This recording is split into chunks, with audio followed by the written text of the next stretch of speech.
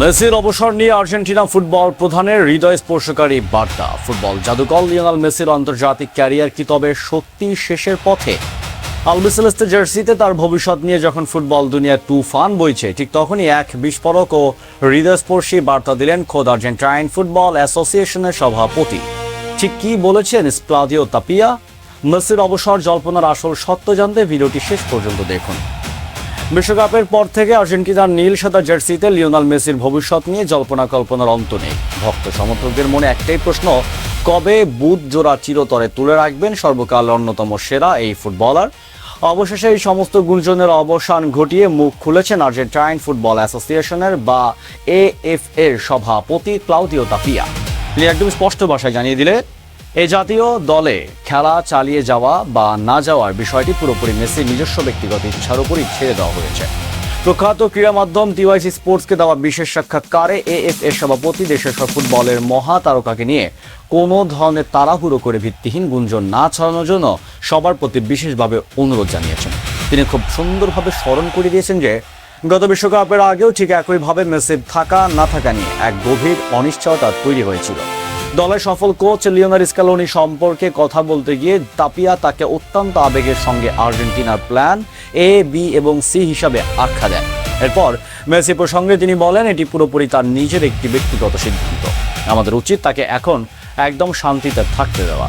2022 সালে আমরা কেউ জানতাম না সে পরবর্তী সময় খেলবে কি না। সে সবসময় ম্যাচ ধরে এগোতে পছন্দ করে।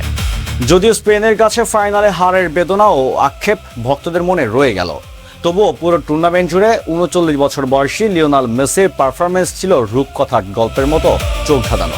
পুরো টুর্নামেন্টে তিনি অবিশ্বাস্যভাবে 8টি গোল করার পাশাপাশি 4টি দুর্দান্ত অ্যাসিস্ট করেছেন।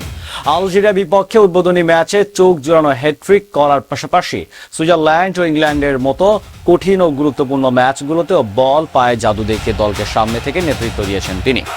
মেসির অসামান্য পারফরমেন্স ভূয়সী প্রশংসা করে এএফএ সভাপতি তাপিয়া গভীর আবেগ নিয়ে বলেছেন, লিওর জন্য এই বিশ্বকাপটি ছিল এক দুর্দান্ত অধ্যায়। আমরা এটি বিশেষভাবে উপভোগ করছি এবং আমাদের সবার এটি নিয়ে অত্যন্ত গর্বিত হওয়া উচিত।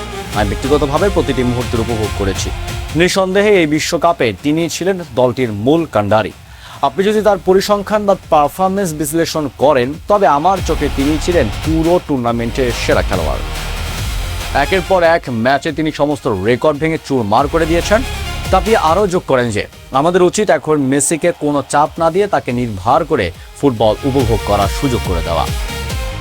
আর মাঠের বাইরে তার ক্যারিয়ারের অন্তিম মুহূর্তে সঠিক সিদ্ধান্তটি নেওয়ার পুরো অধিকার একমাত্র মেসির নিজেরই রয়েছে। একজন ফুটবল প্রশাসক ও সভাপতি হিসাবে নয়, বরং একজন সত্যিকারের ভক্তের মতো মেসির সঙ্গে নিজের সুসম্পর্কের কথা স্মরণ করেছেন ক্লাউদিও তাপিয়া। বিশ্বকাপ চলাকালীন ড্রেসিং রুমে কিংবা মাঠের ধারে মহাতারকার সঙ্গে গড়ে ওঠা ব্যক্তিগত সম্পর্কের স্মৃতিচারণ করতে গিয়ে তিনি বলেন, প্রতিটি ম্যাচের পর আমাদের দেখা হওয়া আর সেই জড়িয়ে পড়ে কোলাকুলি করার মুহূর্তগুলোর প্রতি স্মৃতি আমি সারা জীবন সযত্নে সঙ্গে রাখব। আমাদের মধ্যে যে গভীর ভালোবাসা ও পারস্পরিক সুসম্পর্ক তৈরি হয়েছে, সেটাই আমার জীবনের অন্যতম বড় প্রাপ্তি।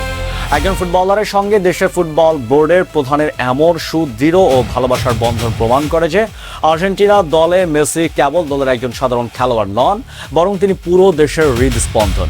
জাতীয় দলের জার্সিতে মেসির ভবিষ্যৎ নিয়ে এএফএ সভাপতির এই হৃদয়স্পর্শকারী ও হৃদয়স্পর্শী দায়িত্বশীল বার্তা কি তবে আমাদের একটু হলেও স্বস্তি দিচ্ছে?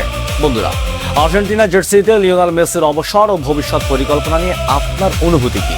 আপনার মূল্যবান মতামত কমেন্টে জানিয়ে ভিডিওটি ভালো লাগলে লাইক ও শেয়ার করে ফুটবলের সমস্ত ব্রেকিং নিউজ সবার আগে পেতে আমাদের সাথেই থাকুন। ধন্যবাদ।